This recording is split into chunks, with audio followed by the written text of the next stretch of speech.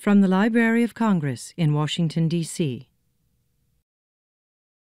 I'm Rob Casper. I'm head of the Poetry and Literature Center at the Library of Congress, and I want to welcome you to this very exciting panel, Why Literature Matters.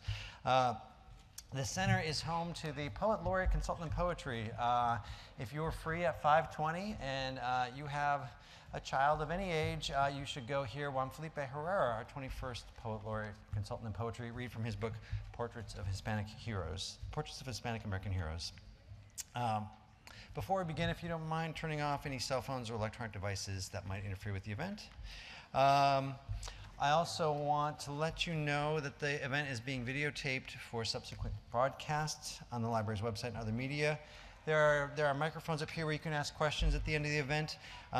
If you do so, please be advised that your voice and/or image may be recorded and later broadcast as part of the event, and you're giving us permission to do so and keep it forever and ever and ever. So now on to this exciting panel.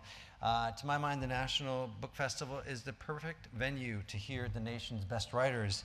It is also a venue in which they can champion the art that they have devoted their lives to. Today's panel, Why Literature Matters, is our attempt to make good on the latter for all of you here. In their most recent book, each of these writers, and I'll go down the list, it's Jane Hirshfield, Azar Nafisi, and Jeffrey Brown, makes the case that poems and stories filling the convention center today are essential to the world outside it. The panel begins, to my mind, with Ralph Waldo Emerson saying, quote, "Fiction reveals the truths that reality obscures." Or William Carlos Williams saying, quote, "It is difficult to get the news from poems, yet men die miserably every day for lack of what is found there." I am eager to hear how this trio will continue to what is really a conversation about life and living and bolster us in our reading and writing going forward. Please welcome our panelists and Why Literature Matters.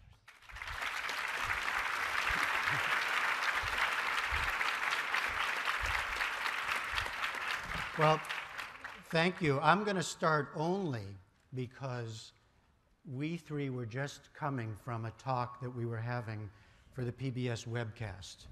And in that role, I was the moderator, my normal role.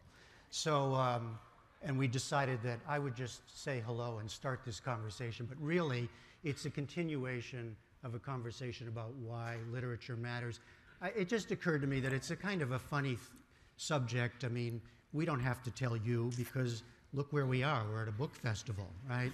And for goodness sake, we're in a poetry and prose part of the book festival.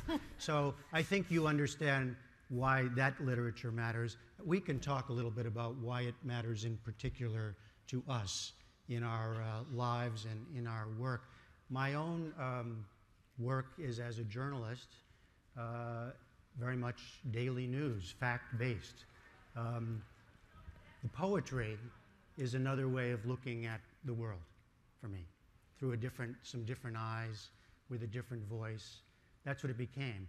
I'm not sure I love, Rob brought out and then we can pick up on this, Rob brought out one of those tropes that one hears about poetry all the time, right?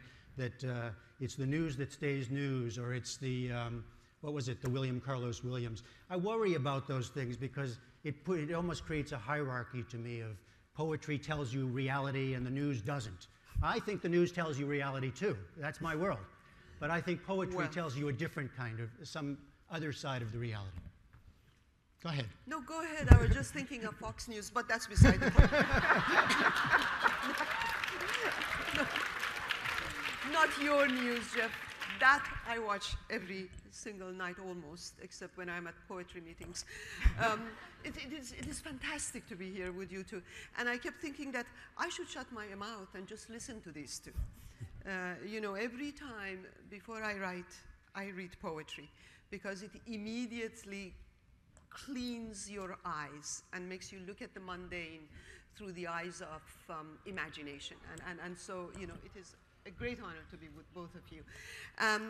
What I was going to say was that, you know, the title of my book is Republic of Imagination, and everybody asks me, what is a Republic of Imagination? And coming to a place like this, being here at the National Book Festival, I always say, this is the Republic of Imagination. to be in a place where all the limitations that reality puts in front of us, like geography, nationality, language, gender, race, all of them are transcended, and we immediately come into a space where we all share, no matter what background we come from, and no matter where we come from, and it transcends the limitations of even time and space.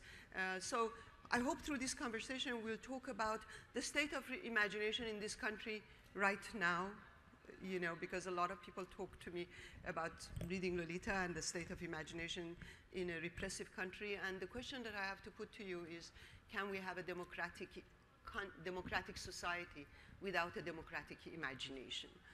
That is the question that I would like to point to you. But Jane, are you going to read a poem or what? Well, I could do that. And we're going to get Jeff to as well he's been very reluctant. One of the questions is, do we talk about the thing or do we give you the thing itself? And I think there's enough time for both. But I just want to add that I think one of the things we need literature for is to serve as the usher of the unfathomable into our lives. And why literature is a necessary and essential augmentation of the factual news is because it allows us to respond in the unexpected way, the subtler way. And for me, one of the most important roles that reading the poems of others and attempting to make the poems of my own plays in my life is the expansion of the possible. That what you feel so much of the time is the pressure of conventional thinking, the agreed upon, and just as investigative journalism is a way to discover what isn't yet known, literature is both a discovery of what has never been thought, said, seen, or felt before, and it is also the acknowledgement of what often goes invisible, unseen, ignored. And these are the parts of a human life which our current culture, in the overt, large way, tends to suppress or distract us from. And so I think a simple case for interiority needs to be made, a case for the private life's support of the public life. And I think these things are not separate, they are interconnected, and that in fact it is by our empathy, our compassion, and our capacity for larger vision that we all understand our fates are shared. And this sense of shared fate is something I've been exploring in my poems since I was 18 years old. So you want me to read one. The choices, I came with 3 things to read, and I suppose I'll do one from the new book because it's from the new book. I could have done others. You're not hearing about optimism, and you're not hearing about possibility, but you are about to hear a poem about the preservation of astonishment and wonder and the balance of the scales of suffering and beauty and art. The title is Fado. Fado is a kind of Portuguese song invented by the dock workers of 19th century Lisbon, but drawing from the music of all over the world, because this is the job of sailors, is to bring the news from everywhere, and the musics and the syncopations from everywhere. And Fado are poems of longing, of love, and also most simply, I learned this very late, the word Fado is actually the simple Portuguese word for fate as well. So, Fado. A man reaches close and lifts a quarter from inside a girl's ear. From her hands takes a dove she didn't know was there. Which amazes more, you may wonder? The quarter's serrated murmur against the thumb, or the dove's knuckled silence? That he found them, or that she never had? Or that in Portugal, this same half-stopped moment It's almost dawn, and a woman in a wheelchair is singing a fado that puts every life in the room on one pan of a scale, itself on the other, and the copper bowls balance. I like very much the idea of the. I mean, to me, the bridging of the private and the public is so important in my life, and literature is what does that. It did that from the beginning for me. Before I was in the world of the news, I was a bit, a wayward youth, as many people are. When my first way into the world was really through literature. And then in a kind of disciplined way, the first thing that I really got into was classical literature, learning, was a classics major. And so Homer, we were talking about earlier, as giving the news of the world. That's what he, she, whoever was doing, right? In an oral tradition. It's not that the Iliad is a precise, it's not what I would do on the news every night, right? I would not say, speak goddess and flow through me and here's what happened. But that is in a sense the news, and it is a kind of, in some elements of that incredibly public and epic poem that's grounded in history and myth, there are such deep moments of the personal, even in something like that. And then, of course, when you get to lyric poetry from Greek times on to our own, it is the most personal. So I always felt that even when I was doing, and we call it public television, right? So it's very public. I mean, I'm very conscious of living in this public world where we are going out into the world and telling large stories about what's going on in the world. I always, frankly, when I travel, I read the poetry of the place. I read the novels of the place. It's my way into those places. And sometimes I find my own way in. So I will read one of mine. I'm not that reluctant, actually. I was just reluctant before when I was playing moderator, you see. But this is one example of what I tried to do where it is directly tied to my work as a journalist. So this is about a reporting trip to the Middle East, and this poem's called Beirut. And it begins with a direct quotation from somebody that I was interviewing. Beirut. This is the family tradition. My father killed by his bodyguards, his father killed. They chose sides, chose right, and then wrong. And he who longs for the security of death in his bed must leave this country. My son knows this, and his will too. Within the same frame, the eye deceives. Meanings hide when you stand outside this history. What I'd thought was construction, a building with views toward the sea on the rise, was its opposite, destruction. Pockmarked, see-through, gun-wrecked Holiday Inn, monument against forgetting. Restaurants filled, kebabs on the grill, and on this day, jets in Gaza, far to the south. In the south of this city, craters from other jets left again unfilled, while a billboard touts the party of God, permission required to aim the camera, granted by Hezbollah, watching us, watching them, watching them, watching us. And all know who controls these streets. Later, I walked the Corniche in this Paris of the Middle East. Was it ever so? 2 decades of war. From Little Mountain, we were looking for the sea. Look again, so close, here. And there, can it be? The familiar choice of chocolate or glazed. No wrong or right. Hezbollah by day, Dunkin' Donuts at night. Odd and sawed in Bruegel's Icarus. Within the same frame, tragedy plus a girl eating ice cream, strawberry. This is what we encounter too. Memories that encompass craters and bombed hotels, faces red with hate at the jets overhead, but also the sound of the oud, the light in the park, nervous fathers watching for falls. wonderful.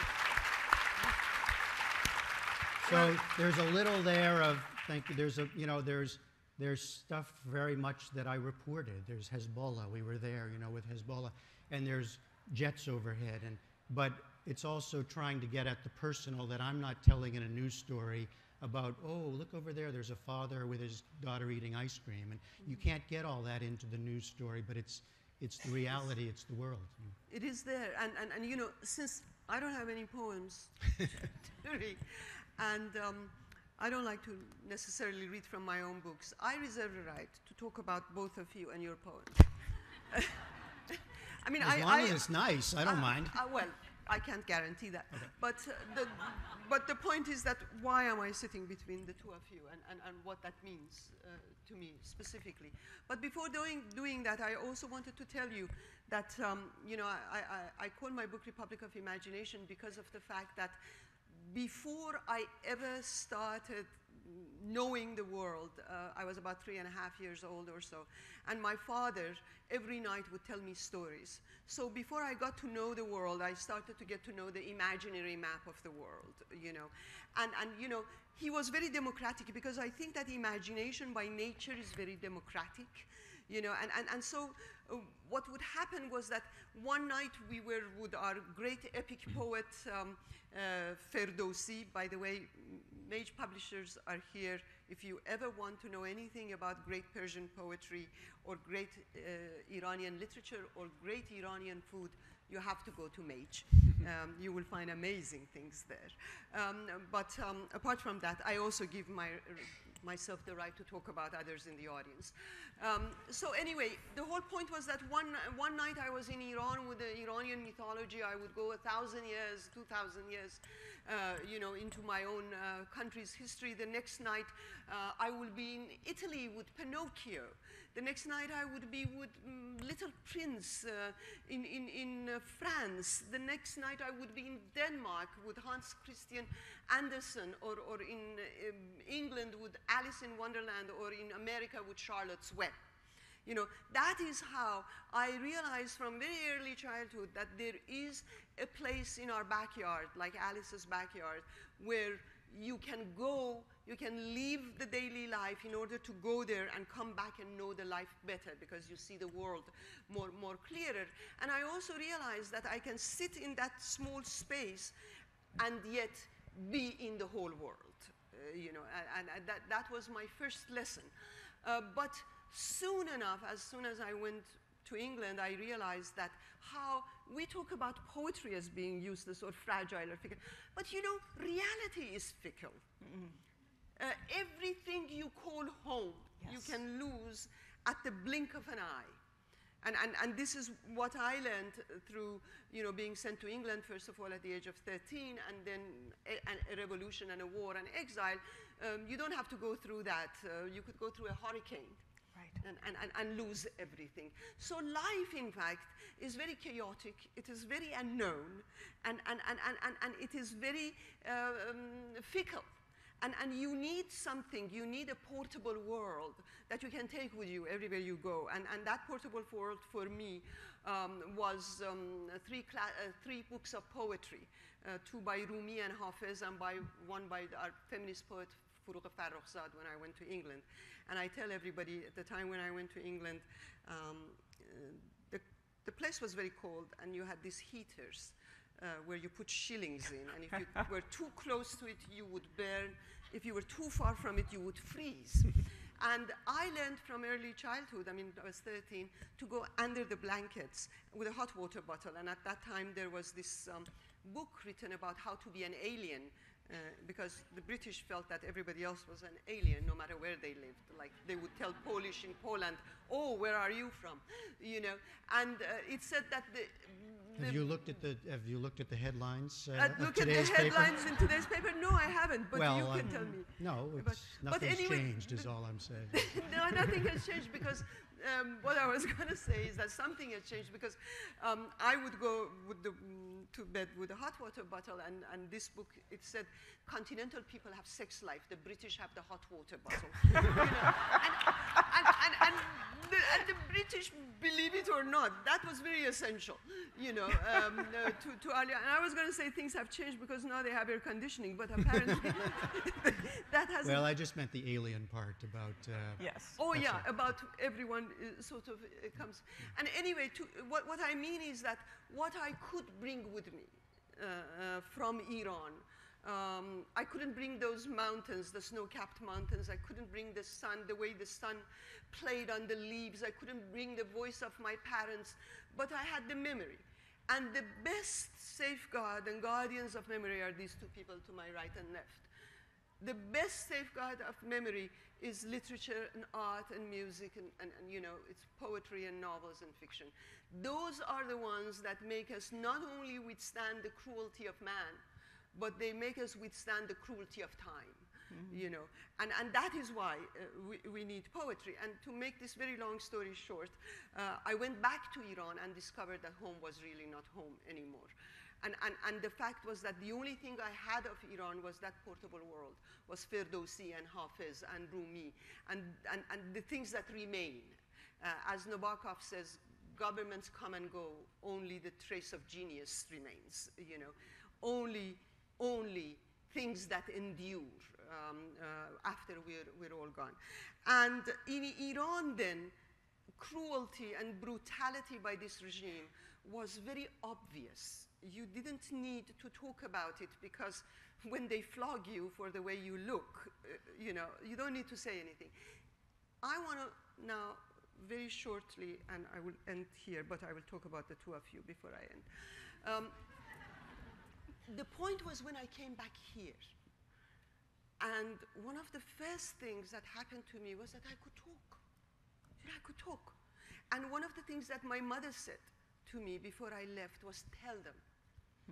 You know, and one of the things that people in countries under pressure tell you is tell them, because somebody else hearing you, it is like that tree in the forest. Someone has to observe what happened to you so that you know you have conclusive evidence that you have lived. And I started telling, but one thing that scared me to death, and it still does about here, and that is the center of my book, is that, okay, as Saul Bellow says, those who survived the ordeal of Holocaust, how will they survive the ordeal of freedom? Because freedom is an ordeal. And he responds to that, and many writers and poets respond to it the same way. He says that in the West, what will break us, in the West, what is dangerous to us is our sleeping consciousness and our atrophy of feeling. You know, and that is what scares me about our system of education today, about how they're taking art and literature and music out of the schools, about how public schools are broken, about the cost of going to college, earning this, and about thinking that people, ordinary people like you and me, don't need the higher things in life. So private schools get it. We don't get it. And these are the things that worry me.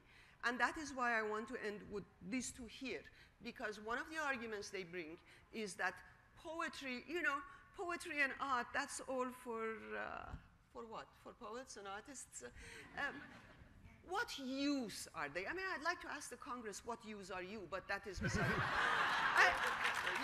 you know, I mean, you know, what you guys doing there? You know, and you are telling me what use are books to these 100,000 people who come to the National Book Festival, the people who go to the Smithsonian, the people who come here, the people who go to Texas, Miami, all these other book festivals.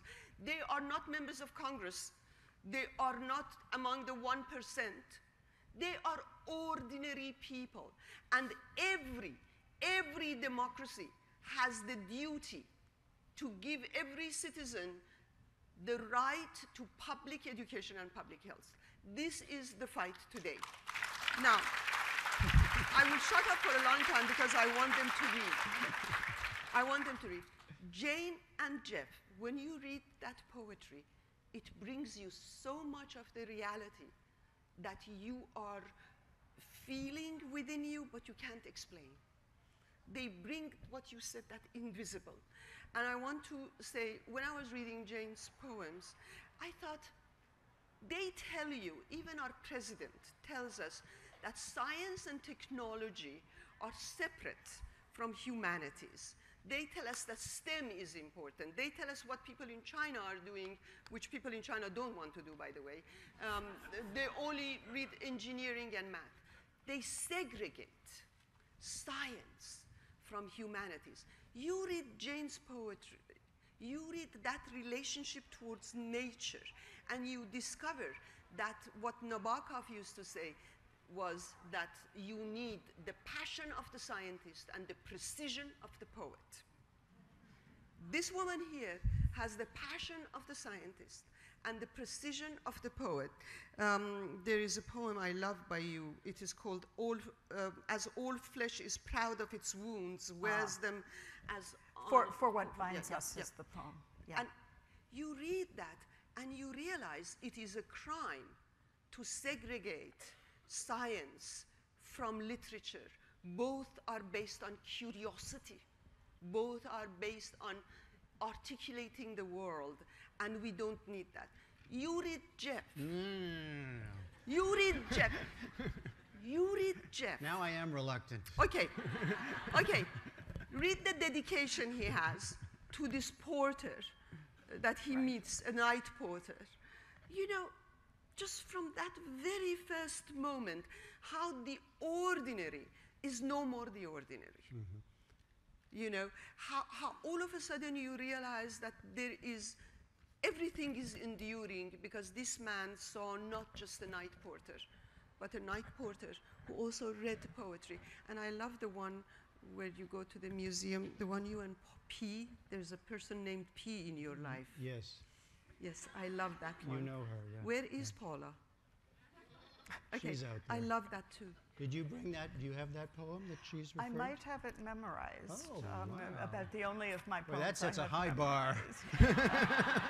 It is about wounds. It is amazing how the wounds turn into love and poetry and everything. Thank you. What's odd about, so it's the earliest written of my poems that still stays in my life and that I still often give at poetry readings. It goes back to 1982, so quite old. And it does have in it, which I think is what you were also referring to, it talks about strong forces and weak forces, and those are the forces in physics. And since then, I have continued to have more and more science flooding into my poems. Why it came to me in 1982, a poem of the devastated end of a love, but also the knowledge that it would continue. I don't know why physics came, but anyhow, here's the poem if I can do it. For What Binds Us. Yeah. Oh, I'll add, it was also used as a poem of diplomacy when I went through Syria and Jordan and the Palestinian territories in 2007. I was sent with a small group of American writers, another of whom is the next one on this stage. Daniel Alarcon was on the same trip. And they made this poem up as a broadside and gave it out to people who seemed rather puzzled to receive it. But the idea that it was about this shared sense of inescapably interconnected humanity. Okay. For What Binds Us. There are names for what binds us. Strong forces, weak forces. Look around, you can see them. The skin that forms in a half-empty cup, nails rusting into the places they join, joints dovetailed on their own weight. The way things stay so solidly wherever they've been set down. And gravity, scientists say, is weak. And see how the flesh grows back across a wound with a great vehemence, more strong than the simple, untested surface before. There's a name for it on horses when it comes back darker and raised. Proud flesh. As all flesh is proud of its wounds, wears them as honors given out after battle, small triumphs pinned to the chest. And when two people have loved each other, see how it is like a scar between their bodies, stronger, darker, and proud. How the black cord makes of them a single fabric that nothing can tear or mend. Mm.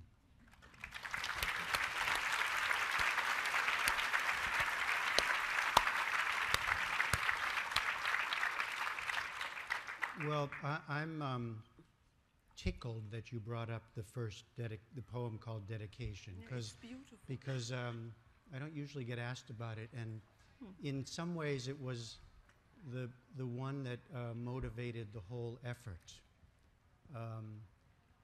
Not the writing, but the idea that I could put a book together of poetry.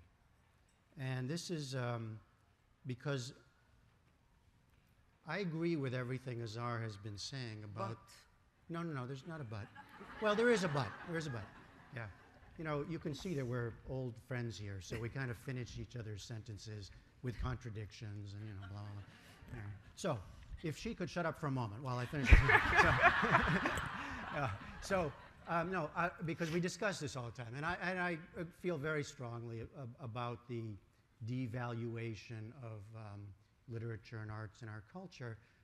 My way of dealing with it is really by example. It's I think a quieter way, perhaps, because that's what I'm doing, I think, in my day job.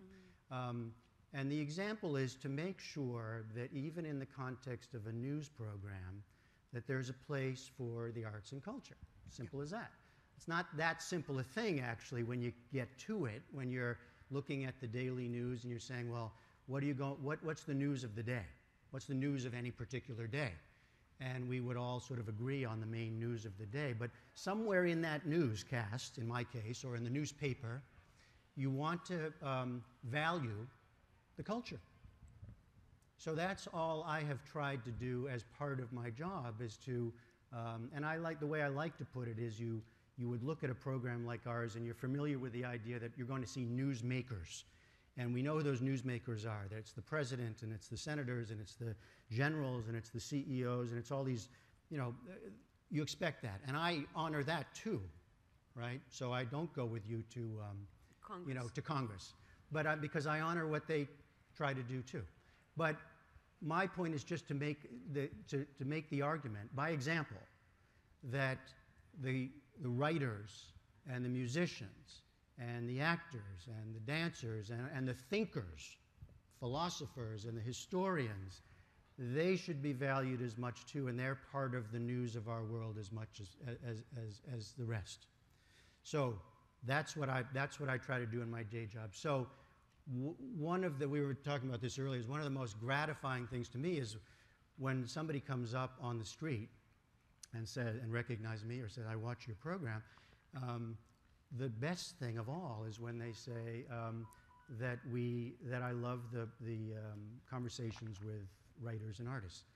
And the best of all is when somebody gets turned on to something because of that. So this is a poem about that. I call it Dedication. It's really like 6 a.m. in a Tucson hotel room. Dedication. To the porter in a Tucson hotel who took my bag and asked, do you yourself love poetry? Uniformed, night-shifted, a man crossing borders in the satellite's beam. And now, he said, a reader of poems. Chance and change in a desert hotel. Imagine him there, the porter, imagining a wider world. And you in it. You carried in it. That is gorgeous. Thank you. Night shifted. Yeah. That is beautiful. So it's also, when I said it was a way in for me, it's not just about the connection with that man, but it's also making me think about being part of his world. Yeah. Yeah, and when you say that by doing, you are in fact making, try to do what you think is best. I agree, but also I agree that you as a poet and you and writers, you know, James Baldwin used to say that writers are here to disturb the peace. And I think that one of the things that is bothersome for me in American society is that the greatest danger to it is complacency. Yes. You know, it is conformity. It is the fact that we are offered so many things that are new, you know, and we have the illusion of choice, and we love to be entertained. And nowadays, especially, even our children in colleges are taught that we can have trigger warnings so that they won't be disturbed. You know, the world, they're beheading people every day. We have a report on some sort of a gun violence every hour, and yet we are not preparing our children to read Huckleberry Finn and be disturbed. That is what disturbs me. And one of the things that I found, especially through writing this book, was how disturbing the great American heroes of American fiction were. That how against complacency American fiction went, beginning with Huck Finn. I mean, you know, he changes the word civilized from a C to an S. And that is what he does with the world. He shows how complacency and conformity is violent. In that book, you see all sorts of violence. Everywhere there is a civilized city, Jim and Huck are in danger. The only place they are really not in danger is when they are on the raft in wilderness. Wilderness is less dangerous than those Sunday school smottery houses that they go to. And what I learned from this book and the books that I studied later, finishing with James Baldwin, was how the most violent thing in American society is explained through slavery. I mean, race in this country stands for the greatest complacency of all, because complacency is blindness, is the refusal to see the other. It is the refusal to accept the other. And Huck, although he remains racist on the surface, in his heart, he has changed because he accepts Jim as the other. And I think that is what your poems do. They turn that night porter not into a night porter, but into an individual. Right, but you were talking to us earlier about the poems coming internally. I mean, as a way of learning yourself. So all I would ask is it really the role? I mean, that is one role of the artist or the poet, to upset the world. No, you upset the world by being you, by going inward. Okay. I mean, that is the only way you can upset it, to be true to something within you. Well, I want to add something which draws from deep history, both oral myth wisdom and also the origination of writing, which allows us to have these vessels which last and are like a perfume bottle that can be unstoppered over and over again, because otherwise perfume is volatile and vanishes. And since so much of what is thought in literature is hard to hold on to because it is counter complacency, counter the accepted wisdoms, writing was in every culture, in disconnected traditions, the Greek tradition, the Chinese tradition, writing is invented by the trickster. It is a hermetic art, and trickster's job in the pantheon of the gods is to disturb the peace, to take the reigning order of all of the other gods and poke it in the ribs and make fun of it and say, no, that won't do. We're all going to change now. Everything's going to change. Trickster also invented the lyre by an act of thievery, by an uncivic act of stealing, killing Apollo's cattle, killing a turtle. And so this is the sort of revolutionary wisdom, which is also part of literature. As you were speaking about Huck Finn, I was suddenly entertaining. Now, who exactly is the protagonist of Moby Dick? Is it Ahab? Is it the whale? Is it Ishmael? Is it the boat? Is it the ocean? Yes. And in fact, this capacious, I think of Moby Dick as the last work of literature and world history which still partakes of that oral tradition, holding everything, holding the entire, all those chapters about this is how you render a whale. This is every image of the whale which has ever been seen in the history of the world onto, signs over pubs in London, and constellations and mountain ridges in the shape of a whale. This is also literature's job. But the other side of the Hermetic, equally important, where were you reading those children's books? In the privacy of the bedroom, in the intimacy of the family. All of us who read under the covers with our flashlight after our parents told us to go to sleep, and we kept reading anyhow because we were desperate, because we were starved for the saturation of feeling and story and image and six impossible things before breakfast in our lives. And so I think in a way, it is extremely important what you were saying about the arts being kept in the schools and not being denigrated. On the other hand, there is something to be said for the fact that, again, in every wisdom tradition world over, wisdom is stolen. It's in Pandora's box, it's in an apple. It is not given to us. We have to take it. And we take it by our desperation as human beings and as cultures. Yes.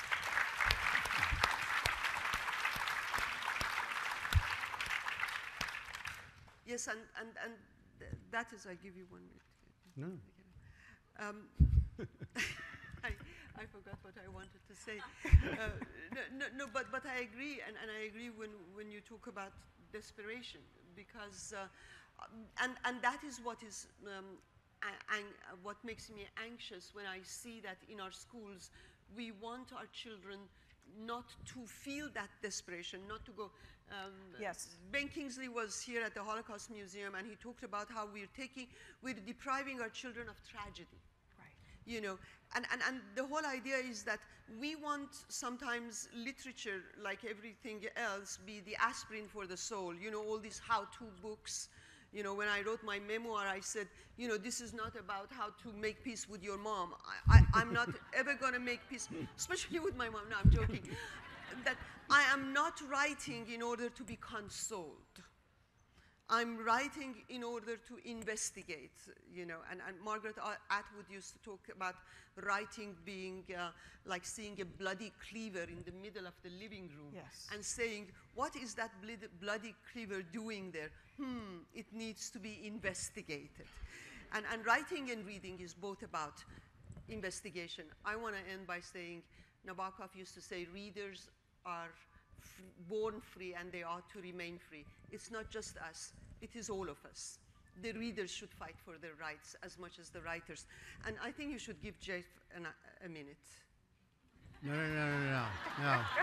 All I will say, no, because I'm trained in the, nightly news that when time is up, time is up. No, that means it, and she's got a thing that says overtime here, and I'm panicking because, my God, we're into the next hour or somebody. No, I just would say amen. I'm so grateful to be with the two of them. It's wonderful stuff to talk about. It's so important, obviously, to the three of us.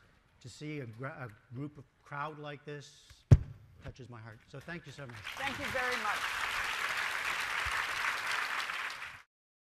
This has been a presentation of the Library of Congress. Visit us at loc.gov.